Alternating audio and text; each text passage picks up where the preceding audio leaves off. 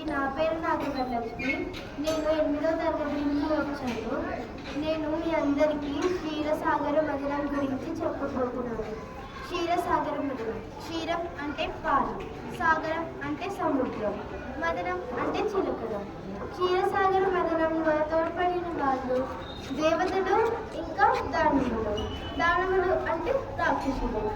మొదటిగా అందరికీ తెలుగు దినోత్సవ శుభాకాంక్షలు.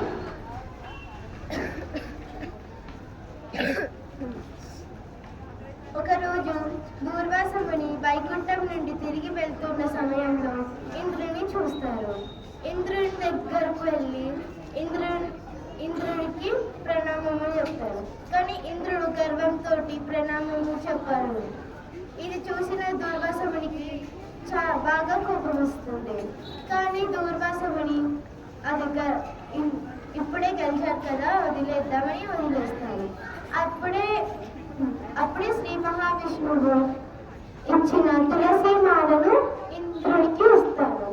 ఇంద్రుడు అది గజరాజుతోనే తీసుకొని గజరాజు మీదనే పెట్టేస్తారు. గజరాజు బాగా చిందర వందర చేస్తూ ఉంటే గజరాజు మీద నుంచి కింద పడిపోతుంది. కింద పడినప్పుడు గజరాజు దాన్ని తొక్కి వేస్తాడు. ఇది చూసిన దూర్వాసమునికి బాగా కోపం వచ్చి ఇంద్రునికి శాపం ఇస్తాడు. ఏ సంపదను చూసి నువ్వు ఇంత గర్విస్తున్నావా, అదే సంపద నీ నుంచి దూరం అయిపోతుంది అని శాపం ఇస్తాడు. కొన్ని రోజుల తర్వాత దేవతల దగ్గర సంపద బాగా తక్కువైపోతుంది. దానివల్ల రాక్షసులు స్వర్గలోకం మీద ఆధిపత్యం చెలాయిస్తారు. ఇదంతా చూసిన దేవతలు ఇంద్రుడు బ్రహ్మ దగ్గరకు వెళ్ళి శరణు కోరుతారు.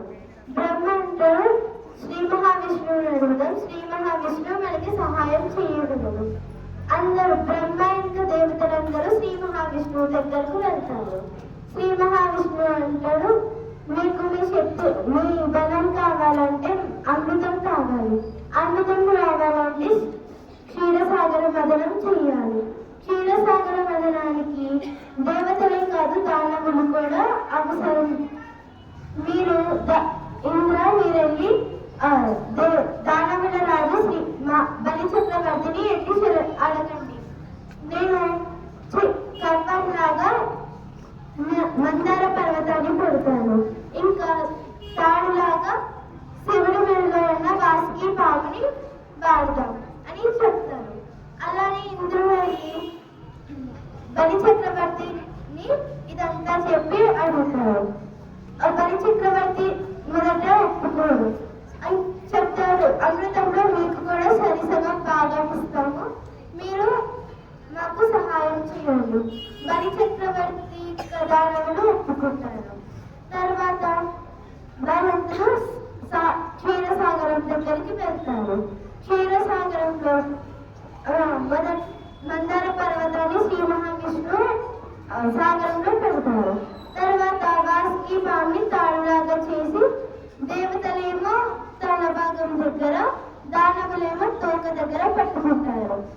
అప్పుడు దేవతలందరూ విష్ణుమూర్తికి చెప్తారు, ఇది మాకు వాసుకి తల దగ్గర ఉంటే వాసుకి ఆ వాసన అంతా మాకు ఇబ్బంది కలిగిస్తారు, అందుకనే దానవులనే తల దగ్గర పట్టుకోమని చెప్పండి అంటారు. అప్పుడు శ్రీ మహావిష్ణువు నారదునికి చెప్తే నారదుడు దానవుల దగ్గరకు వెళ్ళి మీరు ఓటమిని ఒప్పుకుంటారా, ఎవరైతే బలహీనులో వాళ్ళే తోక దగ్గర పట్టుకుంటారు, మీరందరూ తల దగ్గర పట్టుకోవాలి అని అంటారు. అప్పుడు దానవులు ఇదంతా ఆలోచించి తల దగ్గర పట్టుకుంటామని తల దగ్గర పట్టుకుంటారు. ఇంకా దేవతలనేమో తోక దగ్గర పట్టుకొప్పిస్తారు. ఈ మదనాన్ని మొదలు పెట్టి కొన్ని నిమిషాలకే క్షీరసాగరంలోకి మందార పర్వతం వాసుకితో సహా మునిగిపోతుంది.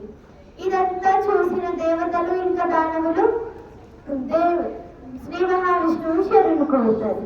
శ్రీ మహావిష్ణువు అంటారు, నేను నా అవతారంతో మందార పర్వతాన్ని మోస్తాను. ఆ మందార పర్వతాన్ని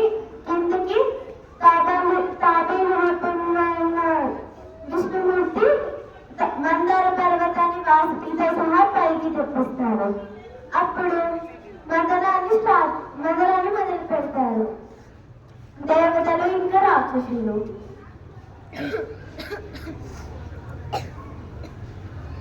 అప్పుడు మొదట చిక్కేటప్పుడు మొదట హాలాహలం వస్తుంది. హాలాహలాన్ని చూసి దేవతలు రాక్షసులు అందరూ భయపడిపోతారు. ఇంకా శివుడిని శరణు కోరుతారు. శివుడైతే హాలాహలాన్ని గొంతులో మొత్తం మింగేసి గొంతులో ఉంచుకుంటాడు. అప్పటి నుంచి శివుడికి నీలకంఠుడు అని పేరు వస్తుంది. తర్వాత కొంచెం సేపటి తర్వాత ఉచ్చశ్రవణ అని 2 తలలున్న ఒక గుర్రం వస్తుంది. దీనిని బలిచక్రవర్తి వాహనంలాగా ఉంచుకుంటారు. తర్వాత ఐరావతం వస్తుంది. ఐరావతం ఏమో ఇంద్రుడు తీసుకుంటారు. ఐరావతం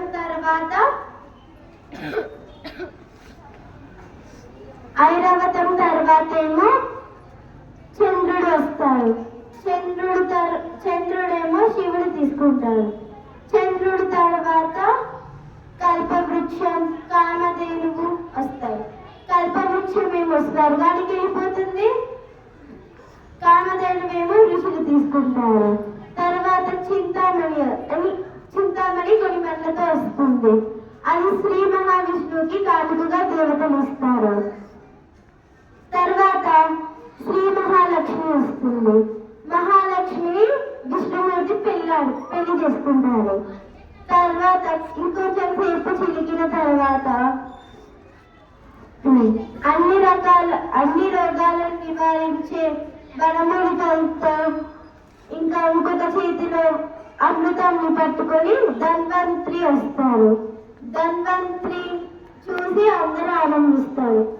అమృతం మీదున్న దురాశతోటి దానవుల రాజు బలి చక్రవర్తి ధనవంత్రి నుండి లాక్కుంటారు. ధనవంత్రి మాయమైపోతారు. ఆ అమృత కలశాన్ని పట్టుకొని బలి చక్రవర్తి బట్టుకొచ్చేస్తారు. అప్పుడు దేవతలందరూ ఇది చూసి శ్రీ మహావిష్ణువుని మోహిని అవతారం ఎత్తమని అడుగుతారు. మోహిని అవతారం ఎత్తిన శ్రీ మహావిష్ణువు దానవుల దగ్గరకు వెళ్ళి, మీరేమీ అనుకోకపోతే నేను మీకు ఈ అమృతం పంచవచ్చా అని అడుగుతారు. దానవులు అంటారు, మీరు అమృతం పంచుతారా? భలే భలే, మీ చేతితో మేము విషం కూడా తాగగలము, మీరే పంచండి, తీసుకోండి అని అంటారు. అప్పుడే దేవతలు వస్తారు.